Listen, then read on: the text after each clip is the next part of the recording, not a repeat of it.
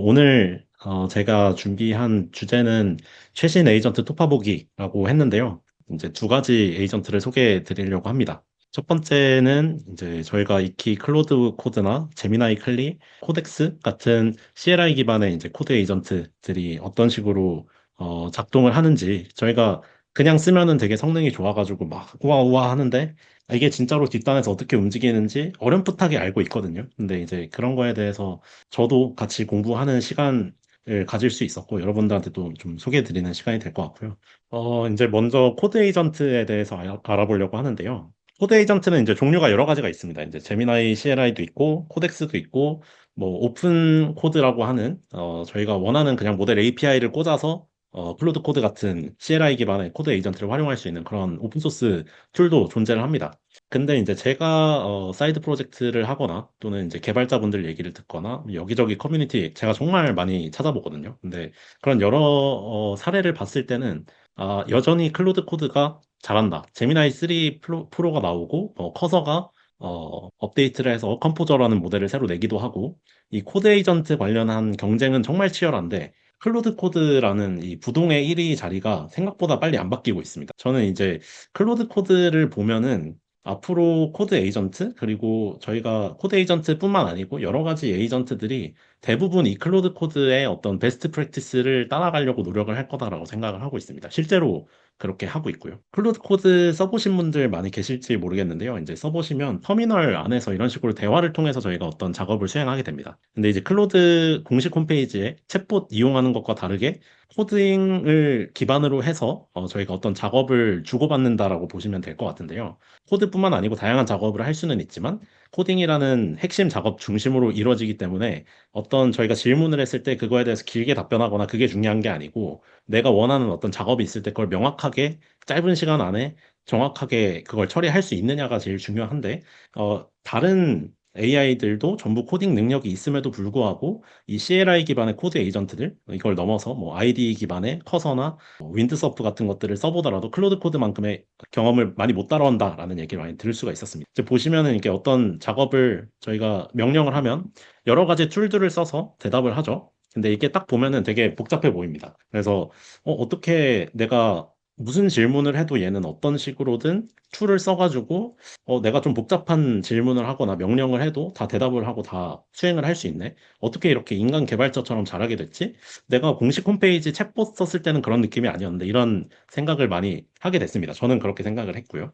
근데 이제 까보면은 그렇게 복잡하진 않습니다. 이제 오른쪽에 보시면은 이제 구조도이기는 한데요. 어, 이 오른쪽에 보시면 그냥 왼쪽이 사용자입니다. 그래서 사용자가 어떤 프롬프트를 보내게 되면은 그거를 결국에는 LLM API, 엔스로픽의 클로드 코드니까 엔스로픽의 이제 소넷이나 오퍼스 모델의 API 요청을 보내게 되고 필요한 툴이 있으면은 그거를 갖다 쓰는 그 과정들이 계속해서 이터레이션을 하는 거예요. 그래서 저희가 이러한 에이전트 시스템은 간단하게 만들 수가 있습니다. 물론 이제 CLI 기반의 우리의 코드 베이스를 직접 고치는 것까지 가능하게 만드는 거는 시스템적인 영역이라고 생각을 해요. 그냥 엔지니어로서, 백엔드 엔지니어로서 약간 만드는 그런 느낌인 거고, 이게 AI적으로 뭔가 정말 독특한 걸 가지고 있냐라고 했을 때는 그렇지 않아 보입니다. 그래서 단순하게 단계를 나눠서 보면은 이제 명령했을 때 복잡한 명령이면 이제 계획을 하고요. 만약에 이제 플래닝을 할 필요가 없다라고 하면 그냥 곧바로 그 명령을 수행하기 위해 적절한 툴, 예를 들면 이제 배시, 터미널 안에서의 어떤 커맨드를 실행할 수 있는 툴을 한다거나 아니면 파일 시스템, 저희 로컬 시스템 안에 있는 어떤 파일을 읽거나 쓰거나 또는 제거하거나 새롭게 만들거나 하는 그런 툴들을 써서 그걸 실행한 결과물을 LLM API가 다시 건네받고 그걸 사용자한테 보고하는 이 이터레이션이 계속 반복되는 게 클로드 코드의 가장 근본적인 이제 구조라고 보시면 될 것 같습니다. 그래서 간단하게 도식화하면 이렇게 생겼습니다. 태스크가 주어지면 이제 랭귀지 모델이 결국에 주어진 컨텍스트 안에서 플랜을 세우고 그거에 따른 액션을 했을 때 주어진 결과물을 가지고 컨텍스트에 다시 부어서 그거를 계속 이터레이션 하는 거죠. 그 컨텍스트가 만약에 충분하다라고 하면은 사용자한테 그대로 대답을 하고 아니다 하면은 이 툴셋 안에서 또 필요한 것들을 찾아서 제공을 한다라고 보시면 될 것 같습니다. 그래서 이런 거를 에이전트 중에서 리액트라고 합니다. 리즌 플러스 액트라고 해서 리즈닝, 추론 플러스 액트, 행동이 붙어가지고 추론 영역은 이쪽이죠. 이제 주어진 컨텍스트 안에서 어떤 플랜을 세울지가 이제 추론을 하는 부분이고 어떤 액션을 할지를 결정해서 액션을 실행하는 게 액션 부분이라고 보시면 됩니다. 이게 리액트라고 하는 방식은 에이전트의 가장 시초가 되는 부분이에요. 그래서 이게 막 엄청 새로운 아키텍처다? 그렇게 생각하진 않습니다. 그냥 핵심이 되는 아키텍처가 있는데 그거를 최적화했다라고 생각을 합니다. 그 방식은 뒤에서 조금 말씀을 드릴 수 있을 것 같고요. 뭐 앞서서 제가 말씀드린 건 새롭지 않습니다. 근데 이제 클로드 코드도 트레이싱을 할 수가 있어요. 이게 트레이싱을 한다라는 게 클로드 코드 안에서 저희가 어떤 태스크를 주고 어떻게 클로드가 이거를 처리해서 우리한테 결과물을 내는지 중간 과정이 다 생략이 돼 있잖아요. 그냥 리즈닝 하는 그것들은 저희가 뭐 싱킹을 딱 눌러보면 뭔가 보이긴 하는데 실제로 API가 어떤 식으로 전달이 되고 어떤 툴을 쓰고 있는지 어떤 툴을 읽어냈는지 그런 것들을 저희가 볼 수가 없는데 사실 트레이싱을 할 수가 있습니다. 이제 제가 추천드리는 영상인데요. 어라이즈라고 하는 이제 글로벌 AI 스타트업에서 이제 한국 지사 어라이즈 코리아 유튜브 채널에 이제 클로드 코드로 배우는 탑티어 에이전트 구조라는 게 있습니다. 이게 뭐 아직 조회수가 높지는 않은데 저는 이 클로드 코드라는 굉장히 고급 지금으로서 가장 앞서 있는 성능의 에이전트 서비스가 어떻게 돌아가는지를 트레이싱하는 굉장히 귀한 자료라고 생각을 합니다. 그래서 여러분들 한 번씩 들어가서 한번 검색해 보시고 찾아보시면 도움이 될 것 같은데요. 트레이싱을 해보면 여기 똑같이 저희가 어떤 레그 서비스를 만들든 에이전트 서비스를 만들든 결국에 그 에이전트가 어떤 일을 하게 만들지 시스템 프롬프트도 똑같이 들어가고요. 또 어떤 툴을 썼는지도 다 동일하게 들어가 있습니다. 여기 보시면 툴이 굉장히 많죠. 이제 클로드 코드는 아무래도 이 터미널 안에서 어떤 작업을 실행하기 위한 툴도 있고 파일을 읽어내는 거, 그리고 코드 베이스를 수정하는 거, 리플레이스 하는 거, 그런 것들이 전부 툴로 묶여서 이 소넷이나 오퍼스 모델에 이렇게 제공이 되고 필요할 때마다 그것들 중에 필요한 거를 병렬적으로 실행하거나 해서 저희가 빠른 시간 안에 실행 결과물을 받아낼 수 있다라고 볼 수. 근데 이제 앞서서 말씀드린 거는 결국에 이제 플랜을 세우고 하나씩 단계별로 처리하는 거는 단일 에이전트로도 할 수 있을 것 같아요. 그래서 멀티 에이전트가 굳이 필요한가라는 생각을 하게 되는데 이 멀티 에이전트가 필요한 이유는 최근에 이제 뭐 컨텍스트 엔지니어링이라는 이제 핫한 키워드를 기반으로 생각해 봤을 때 어쩔 수 없이 필수적으로 저희가 이거를 만들어야만 하는 상황이라고 볼 수가 있겠습니다. 이게 멀티 에이전트가 필요한 상황이 두 가지가 있는데 이제 첫 번째는 각 에이전트가 하는 역할이 다르기 때문에 저희가 도메인별로 특화해서 어떤 거를 개발할 필요가 있을 때 하나의 에이전트의 모든 정보를 주고 저희가 걔가 모든 걸 다 할 수 있기를 바라면 과부하가 걸려서 안 됩니다. 그거는 실제로 해보시면 그렇게 작동이 잘 안 되고요. 또 시스템 프롬프트의 그 많은 역할을 저희가 잘 녹여내기가 어렵습니다. 그래서 이 에이전트 하나가 여러 과업을 헷갈리지 않으면서 하는 거는 거의 불가능하기 때문에 아무리 똑똑해도 그 여러 가지 과업별로 저희가 에이전트를 만드는 측면에서 도메인 특화를 하기 위해서 멀티 에이전트를 만드는 그런 방법이 있고요. 이 클로드 코드에서는 두 번째 이유입니다. 이거는 도메인 특화는 필요 없죠. 여기서 코드만 잘 하면 되니까. 그런데도 여기서 에이전트를 따로 빼서 멀티 에이전트 시스템을 가져가는 거는 여기 보시는 것처럼 간단한 질문이 왔을 때는 그냥 순차적으로 주어진 도구를 활용해서 답변을 내고 실행하면 되는데 이게 만약에 복잡한 질문이 왔다. 복잡한 질문이라는 거는 단순하게 몇 번 툴을 실행하고 뭐 AI가 답변을 내는 걸로 끝나지 않는 그런 문제라는 거죠. 그래서 장기간 동안 이 AI가 굉장히 고도화된 어떤 추론 능력을 바탕으로 하나씩 헤쳐나가야 되는 그런 상황 속에서는 컨텍스트가 당연히 오버플로우 되게 됩니다. 왜냐하면 이제 툴 실행 결과를 저희가 갖고 오게 되면은 예를 들어서 이제 저희가 코드 베이스를 읽는 리드라고 하는 툴을 썼다라고 가정을 해보면 우리가 코드 베이스를 바이브 코딩 하다 보면은 정말 순식간에 몇 천 줄, 만 줄까지 가게 됩니다. 근데 그거를 저희가 전체 코드 베이스를 쭉 본 다음에 리팩토링 해줘 뭐 이런 거를 클로드 코드한테 시켰다라고 하면 얘는 물론 전부 다 읽지는 않지만 일부분 읽기는 하지만 이 코드 베이스에 있는 단만 읽더라도 얘가 콘텍스트 윈도우의 거의 절반 이상을 채우겠죠. 근데 그렇게 되면은 저희가 시키고자 하는 작업의 컨텍스트를 쓰는 게 아니고 그냥 내가 이 상황을 파악하는 데 필요한 툴 실행 결과만으로도 컨텍스트가 다 이제 오버플로우 되게 됩니다. 그래서 그런 것들은 사실 이 메인 에이전트가 전부 담당하는 게 아니고 서브 에이전트한테 야, 이거는 너가 실행해가지고 나 메인 에이전트가 필요한 정보만 뽑아서 전달해줘라고 시킬 수가 있는 거죠. 그러니까 사실 코드 베이스를 전체를 읽고 리팩토링 해달라고 이 커맨드를 내는 거는 전체에서 하나하나 글자를 메인 에이전트가 읽을 필요가 있는 게 아니고 어떤 AI 간에 이 코드 베이스 전체에서 어디가 문제인지 찾고 이거를 메인 에이전트한테 전달만 할 수 있으면 되는 거죠. 그래서 그거는 메인 에이전트가 다 읽을 필요가 없어요. 컨텍스트가 낭비가 되는 거기 때문에. 그래서 이거는 다른 하위 에이전트, 서브 에이전트라고 하는데 클로드 코드 안에서 서브 에이전트가 이러한 역할을 맡은 다음에 실행 결과물만 메인 에이전트의 컨텍스트에 올려서 메인 에이전트는 이 사용자가 리팩토링 해달라고 했으니까 실제로 고치는 역할을 하는데 이 컨텍스트 윈도우를 쓸 수 있어서 더 효율적으로 작동을 한다라고 보시면 되겠습니다. 그래서 이러한 이제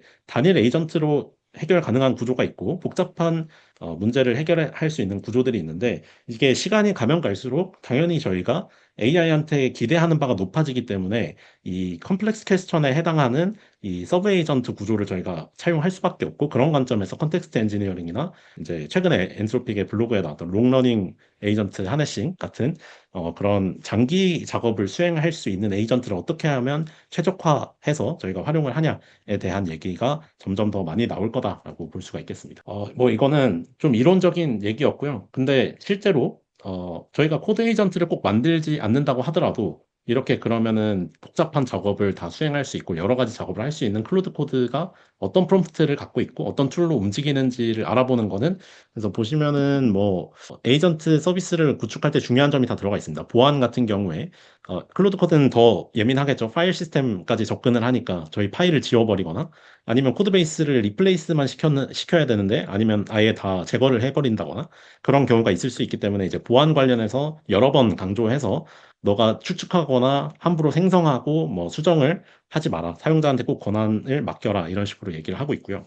간결하게 대답을 하라고 합니다. 이거는 에이전트 서비스를 어떻게 기획하냐에 따라 다른 건데 이건 코드 에이전트니까 대답이 길 필요는 없죠. 그냥 핵심만 내가 수행을 잘했다 아니면 이런 것 때문에 잘 못했다 이것만 뱉어내면 되니까 뭐 이걸 또 이제 저희 케이스에 좀 적용해서 생각을 해보면은 내가 어떤 에이전트 서비스를 만들 때 그게 과연 사용자와의 대화를 우선시하는 거냐를 봤을 때 아닐 경우가 대부분이거든요.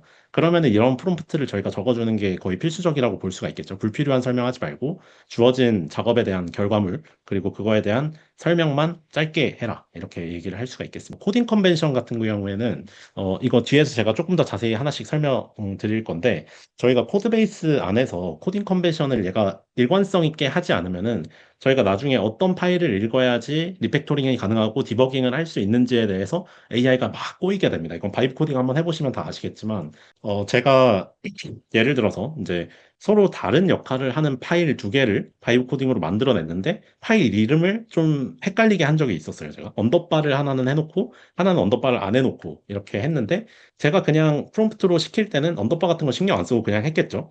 그러니까 이게 제가 원했던 결과물이 안 나오고 엉뚱한 파일 가지고 작업을 해서 전혀 작업이 완수되지 않았던 경험이 있는데 그런 이제 사용자의 실수를 최대한 줄이기 위해서 클로드 코드는 항상 이 코드 베이스 안에서 얘가 어떤 코딩 컨벤션을 썼는지 검토를 하고 코드를 생성하고자 합니다. 그래서 그런 부분은 또 코드 에이전트의 성능을 높이는 하나의 축이라고 보시면 되겠고요. 이 작업 워크플로우는 이제 당연하게 아까 말씀드린 것처럼 플랜을 세우고 언더스탠드하고 임플레멘트 한 다음에 검증하는 과정을 거칩니다. 이것도 시스템 프롬프트에 들어가 있는데 이 검증이라고 하는 게 실제로 이 구현 단계 그러니까 이렇게 계획을 세워서 이렇게 해야지 하고 1번 행동을 바로 실행하는 게 아니고 1번 행동을 실행하기 이전에 린트 에러를 한번 잡아내면서 얘가 진짜로 버그를 안 낼 수 있는 코드인지를 자가 검증을 합니다. 이거 없이 그냥 실행을 하게 되면 실행하면서 생기는 컨텍스트가 확 늘어나게 되죠. 왜냐하면 이제 버그 난 에러 메시지가 컨텍스트에 같이 들어가고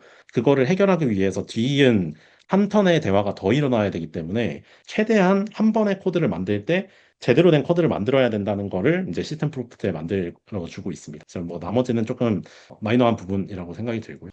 그래서 이제 앞서 살펴본 것처럼 이제 컨텍스트에 그러니까 시스템 프롬프트의 가장 첫 부분은 어, 이 클로드 코드의 역할, 그리고 세이프티, 아까 말씀드린 코드 베이스를 함부로 삭제하거나 git 커밋을 뭐 강제로 한다거나 그런 것들을 다 막아주는 부분이고요. 피드백 관련된 내용, 예를 들면 이제 사용자가 이런 거 좀 고쳤으면 좋겠다 하면은 원래 API로 저희가 활용을 한다라고 하면 얘네가 이제 멍청하게 대답을 하죠. 내가 피드백을 받아서 어떻게 전달해 줄 수가 없다 이러는데 그런 것들도 다 대처할 수 있게 해놨습니다. 이런 것들도 좀 마이너하긴 하지만 실제 서비스 하게 되는 단계로 가면은 에이전트를 좀 이런 마이너한 부분까지 만져야 되는 게 많다고 하더라고요. 그래서 그런 부분이었던 것 같고요.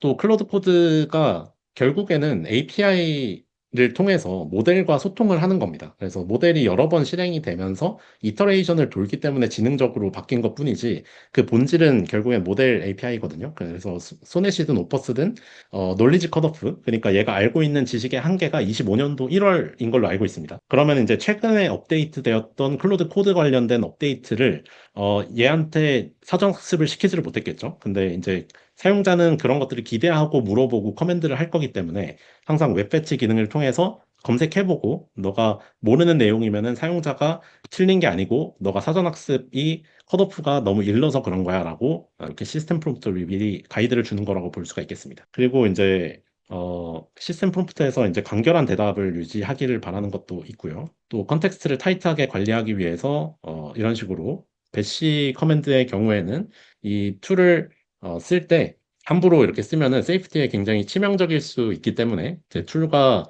실제로 유저한테 내놓는 답변 사이에 이 경계를 완전히 격리를 시켜서 이 배시는 사용자한테 권한을 항상 좀 위임하는 형태로 이 시스템 프로그램 작성하고 있다라고. 그리고 이거는 이제 코드 에이전트뿐만 아니고 어떻게 보면은 이 모든 에이전트 서비스의 되게 본질적인 부분이라고 생각이 됩니다. 이게 저희가 에이전트를 만들다가 보면은 에이전트가 할 수 있는 부분이 굉장히 많아졌잖아요. 이제 툴만 있으면 사실 뭐 내 컴퓨터도 만들 수 있고 내 터미널에 들어가서 내 계정을 만들어 버릴 수도 있고 할 수 있는 게 굉장히 많아졌는데 그 수준을 저희가 어디까지 경계를 두느냐에 따라서 에이전트의 안전성과 성능 사이의 이 밸런스가 깨지는 경우도 있고 최적화되는 경우도 있습니다. 그래서 그거를 이 클로드 코드 시스템 프로프트에서는 프로액티브니스라고 하고 있고요. 프로액티브니스는 얼마나 얘가 어, 자기가 알아서 진행을 할지에 대한 부분을 결정하는 정도라고 보시면 될 것 같습니다. 그래서 프로액티브 할수록 클로드 코드 알아서 혼자서 유저가 이것까지 말하진 않았지만 분명히 이게 필요할 거야 라고 실행하는 부분이 있을 거고요.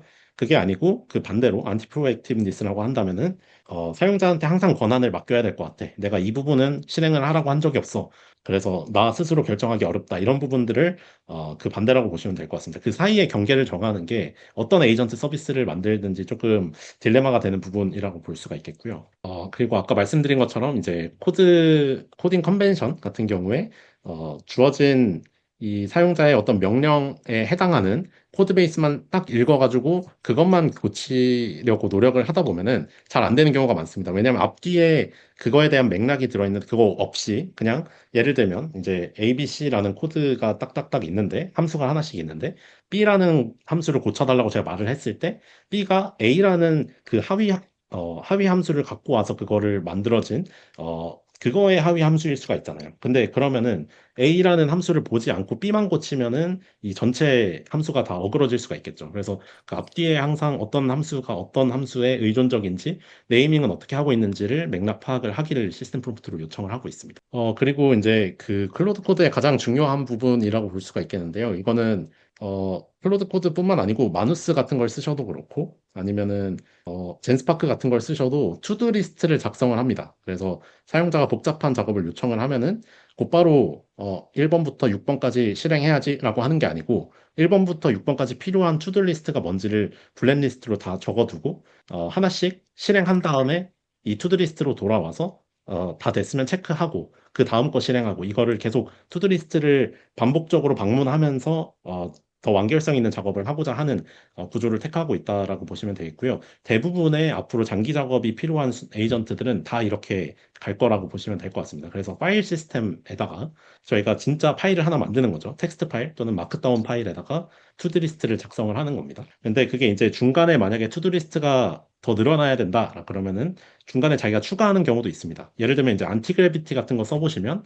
자기가 이제 투두리스트를 처음에 작성을 한 다음에 중간에 내가 이거 3번이라고 하는 블랙리스트를 완수하려면은 3.12를 더 완수를 해야 될 것 같아 라고 해서 중간에 자기가 껴넣는 경우도 있습니다. 그래서 나중에 이제 안티그래비티 같은 경우에는 코드를 다 합치면은 이제 워크스루라고 해서 자기가 뭐 했는지 한번 쭉 요약을 해주는 게 있잖아요. 그래서 그거 보시면은 이제 이 투두리스트가 굉장히 일상화돼 있고 장기 작업을 위해서는 꼭 필요한 거다라고 볼 수가 있겠고 이게 제가 아까 말씀드린 딥 에이전트 구조라고 볼 수가 있겠습니다. 그래서 이 에이전트가 그냥 단순히 계획을 세워서 순차적으로 이거를 해나가는 그런 시퀀셜한 어떤 에이전트를 만드는 게 전부가 아니고 이 에이전트가 더 지능적으로 하기 위해서는 이 사용자가 이거 쥐어준 어떤 골을 완수하기 위해서 필요한 플랜이 뭔지 플래닝 툴을 지속적으로 써가면서 내가 투두 리스트가 부족했구나 이런 것들을 스스로 판단할 수 있는 자율적인 에이전트라고 볼 수 있겠고요. 딥 에이전트인 이유는 이 메인 에이전트가 만약에 본인이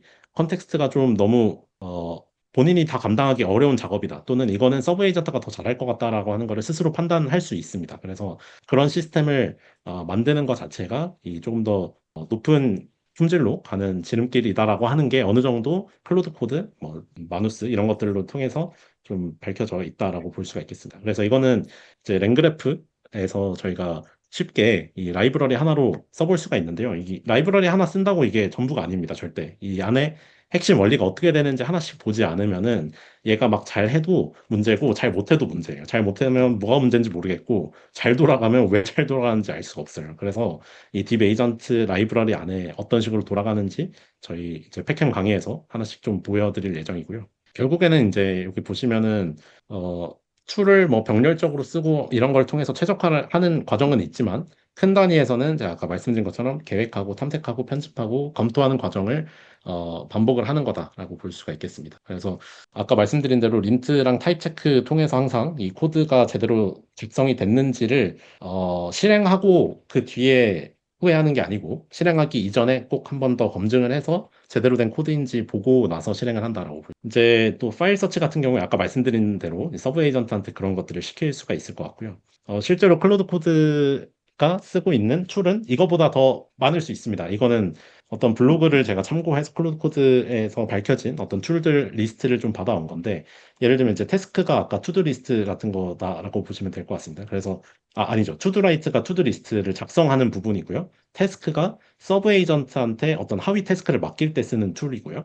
배시는 터미널에서 커맨드 실행할 때, 글롭은 어떤 이제 파일 안에서의 키워드를 저희가 검색할 때 그런 것들을 쓰고 리드, 에딧, 뭐 나머지는 다 어느 정도 저희가 유출 가능한 툴들이라고 보시면 될 것 같아요. 그래서 이제 제가 아까 말씀드린 것처럼 마누스나 젠스파크 에이전트도 역시 이 딥에이전트 방식을 통해서 장기 작업에 대한 이 작업을 수행을 한다라고 보시면 되겠고요. 시스템 프로프트나 툴은 다 조금씩 다를 겁니다. 근데 저희가 MCP 커넥터 같은 것들을 사용자들이 커스텀하게 붙일 수 있게 점점 서비스가 변하고 있기 때문에 사용자 개개인에 따라서 이 딥에이전트의 모양도 좀 달라질 수가 있겠죠.